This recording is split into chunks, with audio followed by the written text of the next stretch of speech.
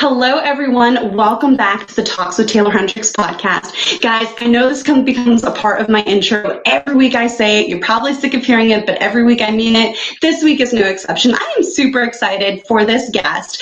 We already had her mom on the podcast. I became super fast friends with this girl on social media. It took us like 3 years before we met in person. And then it was like, oh my gosh, a sister from another mister. We love all the same shops, all the same fun things, wrestling, everything gothy is awesome. She is a wife. She is a wrestler. She is a daughter. She is a manager. She is a burlesque performer. She is a connoisseur of the arts. Join me in welcoming Miss Latina Heat, Shaul Guerrero. Hey, girl. Hi. Oh my God. I'm like so flattered right now. That's like the best intro I've ever gotten.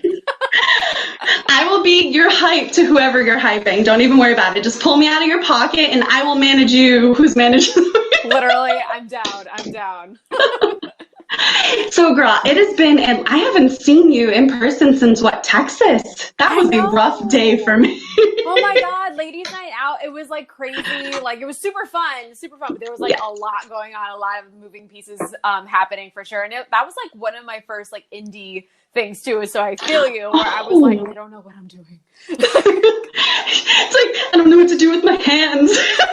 Literally yes. And like I remember like I got to watch you wrestle, which was amazing. But like I felt the same way because I was commentating for the first time on like a full length show. So I feel you on what do I do with my hands. I don't know what to do.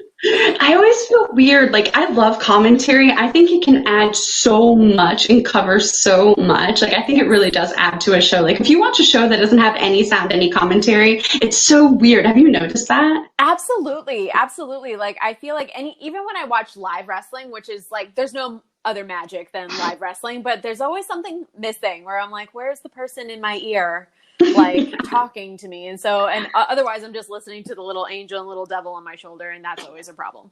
So like, oh, I know, right? Yes, my own commentary is always just like way worse. Girl, when I am wrestling, I am doing my own commentary while I'm wrestling. Like I just think it's so funny because I have to concentrate on, like I'm kind of embarrassed because when I got diagnosed with lung disease, I didn't understand it. I was like, no, you guys are crazy. And so I just continued doing whatever it was that I did. I didn't like try to research it or take care of it. I was just like, when you're young, you're like, you don't have any sort of sense of mortality. So you're like, it doesn't exist, whatever. Well, and like that's wrestlers. Yes, like we don't take the time off to heal properly, even though we should, because we should learn from other people's mistakes. Like it's so stupid. But so fast forward, you see me wrestle and I'm like embarrassed. I'm like, oh man, I wish I would have been at the top of my game instead of like, I was in the process of struggling to get back to the top of my game, kind of figuring out this new norm for myself of, okay, I have to wrestle different. I have to do different things that, you can't necessarily do anymore that you used to be able to do. So in my head, when I'm wrestling, I'm always like doing like I'm always like cracking jokes to my opponents and like trying to get them to laugh. You have to have fun. You have to have fun in there. And like, I feel you though, because I feel like I'm always talking to my opponent besides making sure that they're okay, but also like I tell people, like people make fun of me because I call going to sleep mimis.